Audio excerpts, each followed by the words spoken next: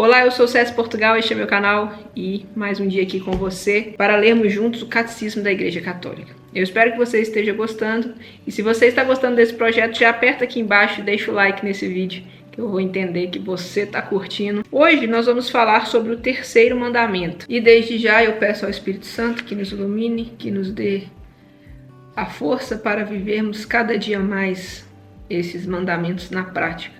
Possamos acolher esses mandamentos como algo necessário para nós, para nossa conversão, para nossa santificação, para nos aproximarmos ainda mais de Deus. Amém. Hoje a gente começa do parágrafo 2168. O terceiro mandamento. Lembra-te de santificar o dia do sábado. Trabalharás durante 6 dias e farás todos os trabalhos. Mas o sétimo dia é sábado, descanso dedicado ao Senhor teu Deus. Não farás trabalho algum. O sábado foi feito para o homem, e não o homem para o sábado. Deste modo, o Filho do Homem é Senhor também do sábado. Podia ter sido segunda, terça. Tudo feito para nós. O dia do sábado. O terceiro mandamento do Decálogo lembra a santidade do sábado. O sétimo dia será sábado, dia de descanso consagrado ao Senhor. A propósito dele, a Escritura faz memória da criação, porque em 6 dias o Senhor fez o céu e a terra, o mar e tudo o que eles contêm. Mas no sétimo dia descansou. Por isso o Senhor abençoou o dia de sábado e o santificou. No dia do Senhor, a Escritura revela ainda um memorial da libertação de Israel da escravidão do Egito. Lembra-te de que foste escravo no Egito, mas o Senhor teu Deus te tirou de lá com mão forte e braço estendido. É por isso que o Senhor teu Deus ordena que guardes o sábado. Deus confiou o sábado a Israel para que ele pudesse guardá-lo em sinal da aliança inquebrantável. O sábado é, para o Senhor, santamente reservado ao louvor de Deus, de sua obra de criação e de suas ações salvíficas em favor de Israel. O agir de Deus é o modelo do agir humano. Se Deus, no sétimo dia, parou para respirar, também o homem deve descansar e deixar que os outros, sobretudo os pobres, retomem fôlego. O sábado faz cessar os trabalhos cotidianos e concede uma pausa. É um dia de protesto contra as escravidões do trabalho e o culto do dinheiro. O Evangelho relata numerosos incidentes em que Jesus é acusado de violar a lei de sábado, mas Jesus nunca profana a santidade desse dia. Ele nos dá, com autoridade, sua autêntica interpretação. O sábado foi feito para o homem, e não o homem para o sábado. Movido por compaixão, Cristo se permite no dia de sábado fazer o bem de preferência ao mal, salvar uma vida de preferência a matar. O sábado é o dia do Senhor, das misericórdias e da honra de Deus. O Filho do Homem é Senhor também do sábado. Isso aqui é muito legal porque a gente vê algumas passagens bíblicas que Jesus está fazendo coisas grandiosas. Os fariseus falam, mas você não lembrou que era sábado? É muito doido, né? Porque justamente por esse respeito, eles se incomodavam de ser o sábado e acabavam perdendo de contemplar os milagres que Jesus estava realizando ali diante deles. O dia do Senhor. Este é o dia que o Senhor fez. Exultemos e alegremo-nos nele. O dia da ressurreição, a nova criação. Jesus ressuscitou dentre os mortos no primeiro dia da semana.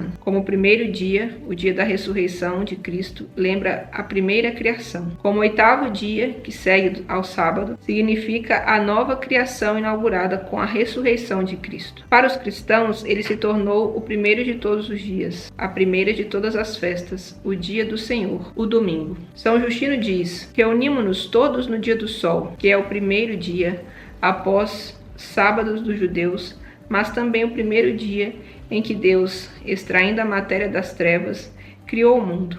E nesse mesmo dia, Jesus Cristo, nosso Salvador, ressuscitou dentre os mortos. O domingo, plenitude do sábado. O domingo se distingue expressamente do sábado, ao qual sucede cronologicamente a cada semana, e cuja prescrição espiritual substitui para os cristãos. Leva a plenitude na Páscoa de Cristo, a verdade espiritual do sábado judeu, e anuncia o repouso eterno do homem em Deus, pois o culto da lei preparava o mistério de Cristo, e o que nele se praticava prefigurava, de alguma forma, algum aspecto de Cristo. Santo Inácio de Antioquia diz: Aqueles que viviam segundo a ordem antiga das coisas voltaram-se para a nova esperança, não mais observando o sábado, mas sim o dia do Senhor, no qual a nossa vida é abençoada por ele e por sua morte. A celebração do domingo observa a prescrição moral, naturalmente inscrita no coração do homem, de prestar a Deus um culto exterior, visível, público e constante, na recordação de sua benevolência para com os homens. O culto dominical cumpre o preceito moral da antiga aliança, cujo ritmo e espírito retomam ao celebrar cada semana o Criador e o Redentor de seu povo. A Eucaristia Dominical. A celebração dominical do dia e da Eucaristia do Senhor está no coração da vida da Igreja. O domingo, o dia em que, por tradição apostólica, se celebra o mistério pascal, deve ser guardado em toda a Igreja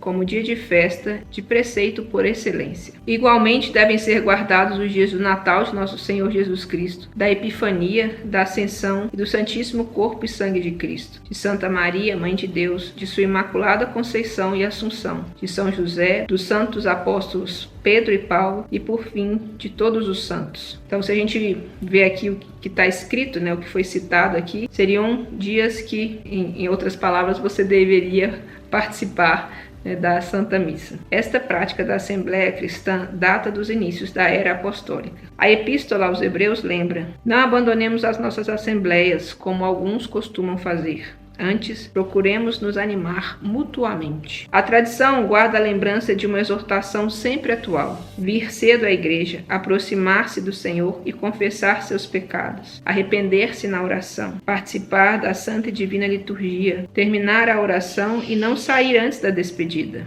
Viu, apressadinhos da missa que vão embora antes do padre falar aí de em paz? Dissemos muitas vezes: este dia vos é dado para oração e o repouso. É o dia que o Senhor fez. Exultemos e alegremos nele. Paróquia é determinada comunidade de fiéis, constituída de maneira estável na igreja particular, e seu cuidado pastoral é confiado ao pároco, como a seu pastor próprio, sob autoridade do bispo diocesano. É o lugar onde todos os fiéis podem ser congregados pela celebração dominical da Eucaristia. A paróquia inicia o povo cristão na expressão ordinária da vida litúrgica. O reúne nesta celebração, ensina a doutrina salvífica de Cristo, pratica a caridade do Senhor nas obras boas e fraternas. Frase de São João Crisóstomo: não podes rezar em casa como na igreja, onde se encontra o povo reunido, onde o grito é lançado a Deus de um só coração. Há ali algo mais: a união dos espíritos, a harmonia das almas, o vínculo da caridade, as orações dos presbíteros. Então, essa frase de São João Crisóstomo vai para aquelas pessoas, de maneira direta, que falam que não precisam ir para a igreja para rezar, que basta fechar a porta de casa e rezar, que Deus vai escutar do mesmo jeito. Aqui ele evidencia pontos que agregam na sua ida ao templo, à igreja. A obrigação do domingo. O mandamento da igreja determina e especifica a lei do Senhor. Aos domingos e nos outros dias de festa, de preceito, os fiéis têm a obrigação de participar da missa. Satisfaz ao preceito de participar da missa quem assiste à missa celebrada segundo o rito católico, no próprio dia de festa ou na tarde do dia anterior. E essa regra eu acho que vale muito mais pelo domingo, porque justamente para que as pessoas possam cumprir, uma pessoa que trabalha no domingo, ela possa ir ali no sábado. A Eucaristia de domingo fundamenta e confirma toda a prática cristã. Por isso, os fiéis são obrigados a participar da Eucaristia nos dias de preceito, a não ser que sejam justificados por um motivo muito sério, por exemplo, uma doença, cuidado com os lactentes, ou se forem dispensados pelo próprio pastor. Aqueles que deliberadamente faltam a esta obrigação cometem pecado grave. Então, meu amigo, não vai trocar o seu churrasquinho pela Eucaristia, não. Dá para fazer as duas coisas. Existem diversos horários de missas e justamente para te atender. Tem um compromisso no domingo, vai no sábado. É pecado grave. E caso você tente, por diversos motivos, não vai conseguir, busque a confissão para participar, então, na próxima semana. Se reconcilie com Deus. A participação na celebração comunitária da Eucaristia Dominical é um testemunho de pertença e de fidelidade a Cristo e à sua Igreja. Assim, os fiéis atestam sua comunhão na fé e na caridade. Dão simultaneamente testemunho da santidade de Deus e de sua esperança na salvação, reconfortando-se mutuamente sob a moção do Espírito Santo. Como se, se você vai lá, existe um motivo para você ir, para você confiar, você entende o sentido de tudo aquilo que você está vivendo. Por falta de ministro sagrado, ou por outra causa grave, se a participação na celebração eucarística se tornar impossível, recomenda-se vivamente que os fiéis participem da liturgia da palavra. Se houver na igreja paroquial ou em outro lugar sagrado, celebrada segundo as prescrições do bispo diocesano, ou então se dedique à oração durante um tempo conveniente, a sós ou em família, ou em grupo de famílias, de acordo com a oportunidade. Você mora numa região aí, talvez rural, exemplo, tá? Às vezes não só a rural, mas que naquele dia não tem um padre, não tem um bispo que possa celebrar. Faça a liturgia da palavra, né? Faça, e ainda que não dê a liturgia da palavra, como está dizendo aqui, faça um momento de oração. Mas é assim, se não tiver, não é se você não conseguiu ir naquele horário. É não existir a possibilidade de ter a missa naquele momento, aí na sua região. Você não vai estar no pecado grave, como a gente viu anteriormente, porque justamente não tem como se você ser cobrado por isso. Eu sei que existem regiões que vai ter missa uma vez no ano, e a pessoa ela não tem a culpa disso. Dia de graça e de interrupção do trabalho. Como Deus, no 7º dia, repousou de toda a obra que fizera, assim também a vida humana é ritmada pelo trabalho e pelo repouso. A instituição do Dia do Senhor contribui para que todos desfrutem de um tempo de repouso e de lazer suficiente que lhes permita cultivar sua vida familiar, cultural, social e religiosa. Eu acho muito bonito isso, que existe a importância, a relevância da igreja por outras áreas, né, por outros contextos da vida do cristão. Durante o domingo e os outros dias de festa de preceito, os fiéis se absterão de se entregar a trabalhos ou atividades que impedem o culto devido a Deus, a alegria própria do dia do Senhor, a prática das obras de misericórdia e o descanso conveniente do espírito e do corpo. As necessidades familiares ou uma grande utilidade social, são motivos legítimos para a dispensa do preceito do repouso dominical. Os fiéis cuidarão para que dispensas legítimas não acabem introduzindo hábitos prejudiciais à religião, à vida familiar e à saúde. É não se entregar aos extremos, né? Santo Agostinho diz: o amor de verdade busca seu tempo livre. A necessidade do amor acolhe o trabalho justo. Os cristãos que dispõem de tempo livre devem lembrar-se de seus irmãos, que têm as mesmas necessidades e os mesmos direitos, mas não podem repousar por causa da pobreza e da miséria. O domingo é tradicionalmente consagrado pela piedade cristã às boas obras e aos humildes serviços de que carecem os doentes, os enfermos, os idosos. Os cristãos santificarão o domingo, também dando à sua família e aos parentes o tempo e a atenção que dificilmente lhes podem dispensar nos outros dias da semana. O domingo é um tempo propício à reflexão, ao silêncio, ao estudo e à meditação, que favorece o crescimento da vida interior cristã. Santificar os domingos e dias de festa exige um esforço comum.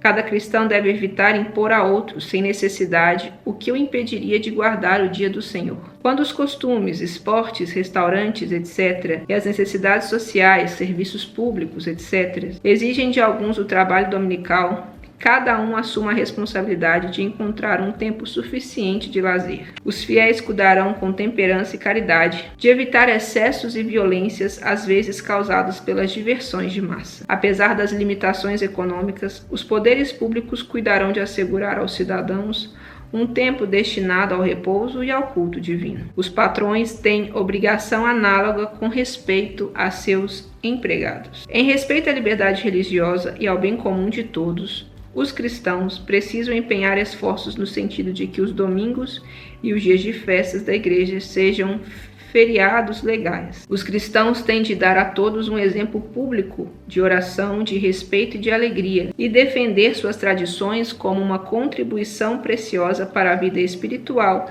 da sociedade humana. Se a legislação do país ou outras raízes obrigarem a trabalhar no domingo, que apesar disso, esse dia seja vivido como o dia de nossa libertação, que nos faz participar desta reunião de festa, dessa Assembleia dos Primogênitos, cujos nomes estão inscritos no céu. Se você ainda não tiver a oportunidade, de se abster do seu trabalho, que você não se esqueça, de que é um dia diferente, uma forma diferente de ser vivida, ainda que no seu trabalho você possa mentalizar isso. Resumindo, guarda o dia de sábado santificando. O 7º dia será sábado, dia de descanso consagrado ao Senhor. O sábado, que representava o término da primeira criação, é substituído pelo domingo, que lembra a criação nova, inaugurada com a ressurreição de Cristo. A igreja celebra o dia da ressurreição de Cristo no 8º dia, que é corretamente chamado de dia do Senhor ou domingo. O domingo deve ser guardado de toda a igreja